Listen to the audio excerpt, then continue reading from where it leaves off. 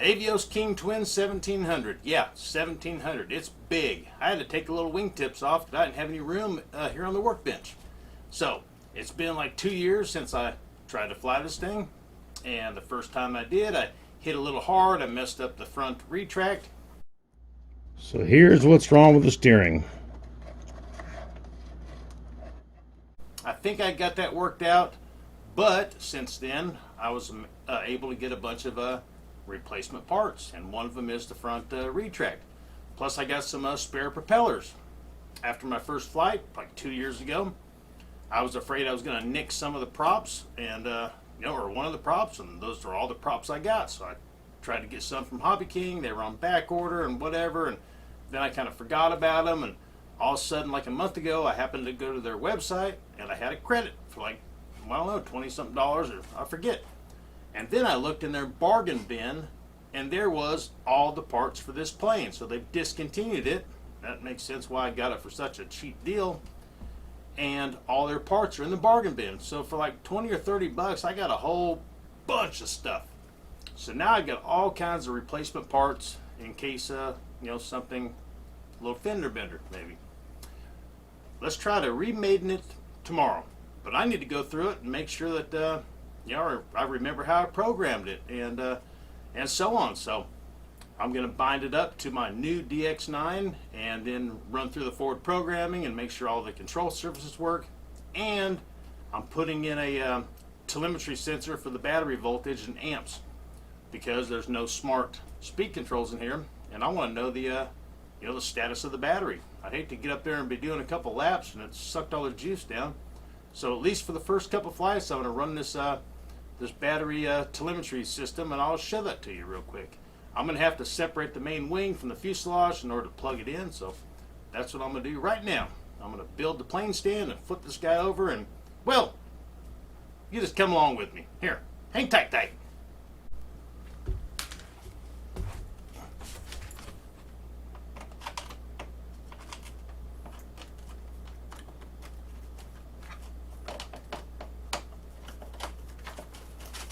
There we go. And the click. We heard the click. God, this thing is big. It's almost too big. Might be the only time you're going to ever hear me say that. It is just too big. Definitely too big to be working on this workbench. But I want to get it all put together to see it in one piece or one whole unit. And so can you. Plus, we're going to measure it. They say 1700. Click. They say 1700. So what is that? And so they say 1700. What's 1700 in standard? We're going to get a rough estimate. I know it's bent, I know it's not straight, I know this is not accurate, it's close though. So about 67 and a half. 67 and a half. So 60, it's about 6.5 feet. That's pretty large. Let's assemble the plane stand that Henry gave me. This thing is great. I've got two of them. And it's really cool to take with you flying because you can take it apart and it makes it, takes up not as much room in the car. And it's, fully adjustable, being that everything slides together. Oh, come here, I clipped his wings. Oh.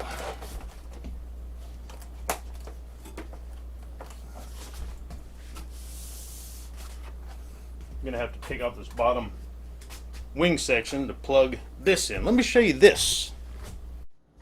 So I am a Spectrum fanboy, and before all of the smart speed controls and smart receivers, they still had telemetry, and you were able to see some things on your screen, but they weren't compact into the speed control like they are now. So you had to get different different devices. You know, you could get a airspeed or altitude, and it would all be different gizmos like this. So this is the aircraft telemetry flight pack energy sensor, and it will show battery voltage and amp draw and stuff like that. Plus you can plug in a temperature probe if you want to wrap a temp probe around your battery, or you know, around anything else that you're wanting to get temperature.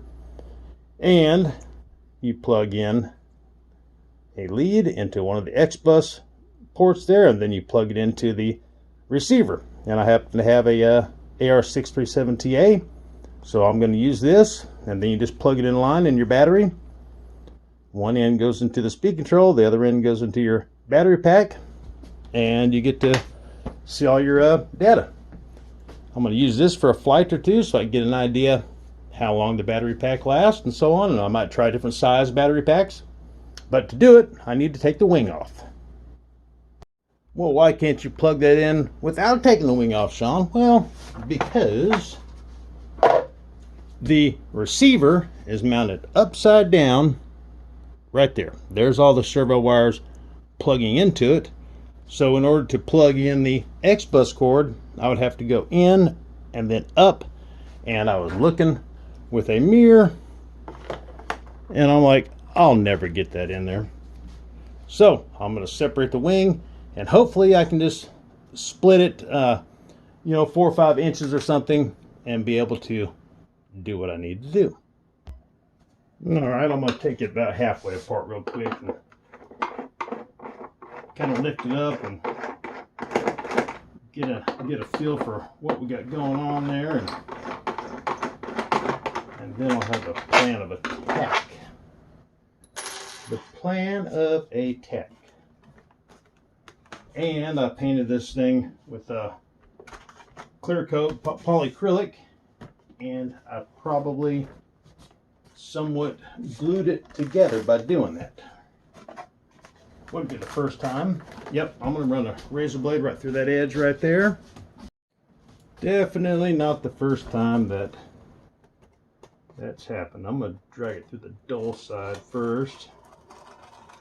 Yeah, you can hear the little crusties are separating.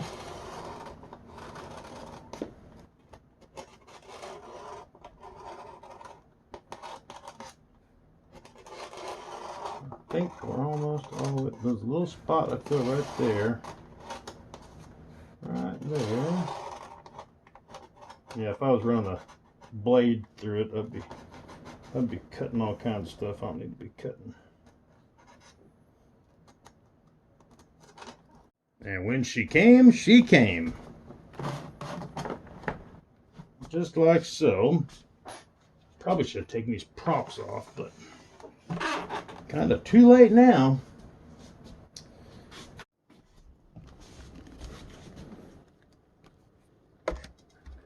Yeah, we're wanting to go down in there somewhere. Alright, you didn't miss nothing. I can barely see it myself. But I did have to unplug the flaps and the aliens, and I put some extensions on them so that it wouldn't be hard to have to fish the cables back out. So here is the X-bus cable that I plugged in to the AR637TA, and then I unplugged these two servo wires. This one right here is the flaps, which went into channel 6. And then the other one, the aliens that go into channel 2. I'm going to get these props off of here, and then we'll plug up our device, and then we'll bind it, and I'll make sure that all the control surfaces work again and work in the correct direction. And see why I had to special order blades, because or props rather.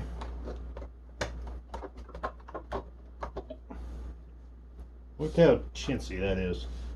And then the nose cone is the nut. Huh. pretty flimsy.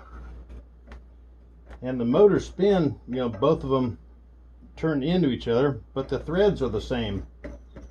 Like one of the nose cones doesn't have, you know, reverse threads compared to the other one. You know, this one right here spinning this way, that'd be fine because it would keep the nose cone tight. But on the other one, it's going to want to loosen it. So that's something.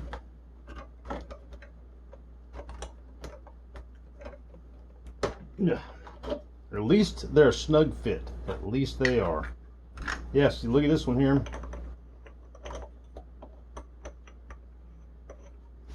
Righty-tighty. Righty-tighty. This one should have opposite thread than that one.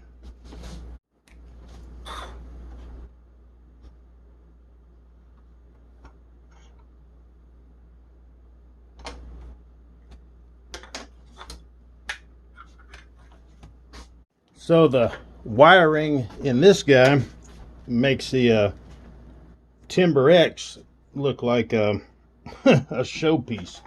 I mean, this is horrible. The battery plug goes directly into a BEC, and that's how the receiver gets its voltage. And then both of the speed controls, you know, they don't supply voltage to the receiver, so you get this big BEC down here. Got all these wires. Oh man, it's a bunch. If there was some kind of an access cover somewhere on the side or the top or something, you could put the receiver a little farther back, and you could get a lot of these wires away from the battery tray. Everything is right there. Weight plays a factor in it, and it's just a bunch of wires right there, and wires get heavy. I had a bunch of weights on the back of this thing from my Maiden flight, and I mean, I had that much on the back of it, and I might have to put that much back on, but I figured I'd start all over with the CG and stuff since I'm adding this guy. So this guy is going to plug in there, and now my battery is going to go in there. But to get the data that this little guy's got to deliver, we need to plug up our X bus plug that we went through all that trouble to put it in, just like that. And I think I'm gonna get some kind of double-sided tape or something. Don't need that anymore. Look at the instruction manual that comes with this plane. One piece of paper. You gotta download the rest. That's how things are these days. No sense in them sending you a heavy piece of paper, a manual, when you can download it for free. They can save all the money on the paper and the ink and the postage and the labor and blah blah blah. So I don't know if that helps you. Probably doesn't. It doesn't help. But I've cleaned things up, and the wires are a little better. Our flight pack sensor right there. I put a couple zip tie holders. I put a few of these in there. These are pretty nice. They're little plastic clips with 3M double-sided tape. Really lightweight. They're small, you know, half the size of a penny or something. I put one there for the servo wires plugged into the receiver to keep those from dangling and have, you know, don't want one falling out from wires vibrating. And then I got another one down here holding the BEC. I've already bound it because I had to play Gumby with my finger to press the button way in there. So let's see if all the control surfaces work. Actually, first we need to make sure that the landing gear is not going to fold up on us. Oh, I got the transmitter on.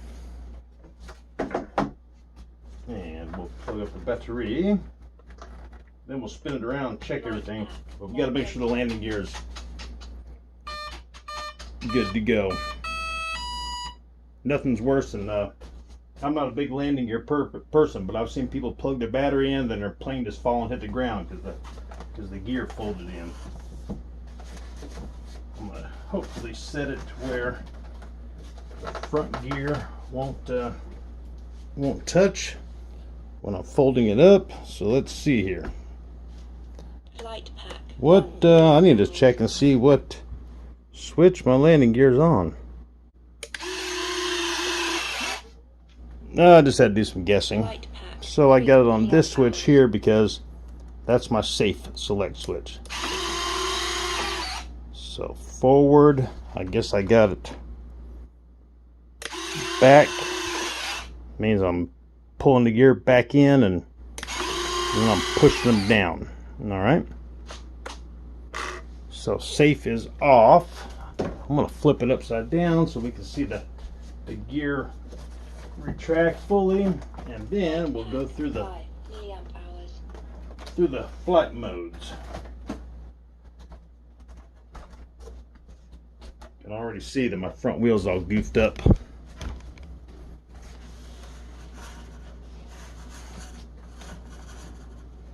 Goofed up. Why is it turned like that? No, that's part of the stuff I need to work on. 6 Yeah, that's all funky because the rudder is straight. I can see it. Let's look at the gear real quick and then we'll do something else.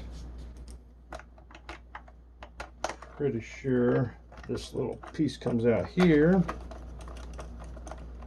Adjust it in the most worst way right there. Maybe I can move the servo arm over one tooth and that would straighten it out. I think that's what I'm going to do. If I can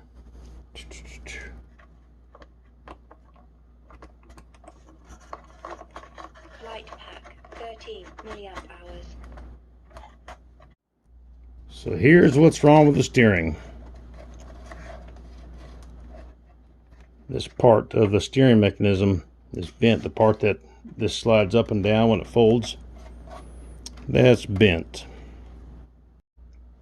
Well guys, all that for nothing. Can't fly tomorrow. And I have a bad retract on the one that's not down. I got the front lined up and I was running them back and forth. I ended up trimming a little bit of foam to have one of those wheels clear a little bit better, and then it just got stuck. So for another day guys, happy flying. I'm still going flying tomorrow. Taking old trusty 300 and maybe the Edge 540. Or, depending on how much time I got, I might take the FMS Pitts. Hey, happy flying. Adios.